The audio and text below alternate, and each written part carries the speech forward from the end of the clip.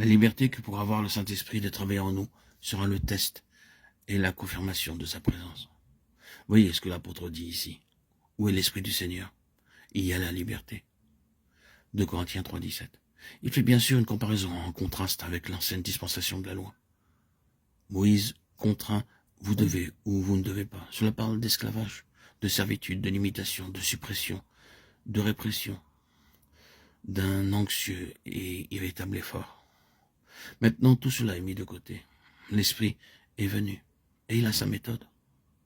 Moïse, représentant cet ordre de choses et cette dispensation, devait mettre un voile sur son visage, non pas pour cacher la gloire, mais pour cacher le départ de la gloire et l'assimiler.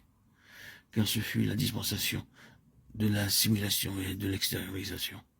C'était que ce que le Seigneur Jésus reprochait aux scribes et aux pharisiens. Il les appelait hypocrites, ce qui signifie simuler quelque chose qui n'est pas vrai, car il mettait l'accent sur tout ce qui était extérieur. Cependant, force est de constater que la gloire n'était plus là, malgré le voile du faux semblant. Mais avec Christ, dit l'apôtre, tout cela est révolu. L'Esprit est venu, et il est venu au-dedans. Maintenant, nous sommes libres à l'égard de toutes ces choses.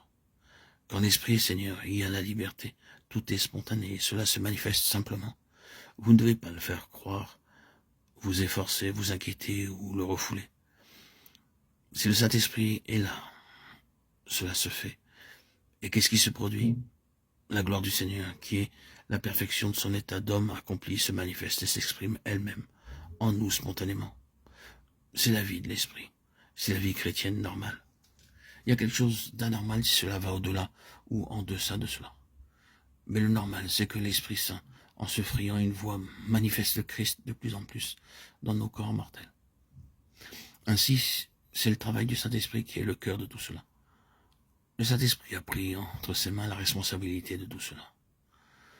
Vous et moi, nous ne devons pas nous efforcer d'être comme Christ, avec tout le respect dû à l'égard de Thomas Kempis. Ce n'est pas une imitation de Christ dans le sens de quelque chose que nous nous efforçons de reproduire. Pour un véritable enfant de Dieu qui remet les choses délibérément dans les mains du Saint-Esprit, il est aussi naturel de devenir de plus en plus comme Christ que de respirer. Il ne s'agit donc pas de discuter si vous allez respirer, ni de savoir combien de fois vous allez reprendre votre haleine, ou si ce que vous allez respirer maintenant, vous allez l'économiser pour plus tard, et en faire une théorie. Non, vous le faites tout simplement sans y penser. C'est aussi naturel que cela, parce que le Saint-Esprit est notre souffle, notre vie. Appuyez-vous sur cela et vous surmonterez toutes les difficultés que les gens éprouvent à vouloir être comme Christ.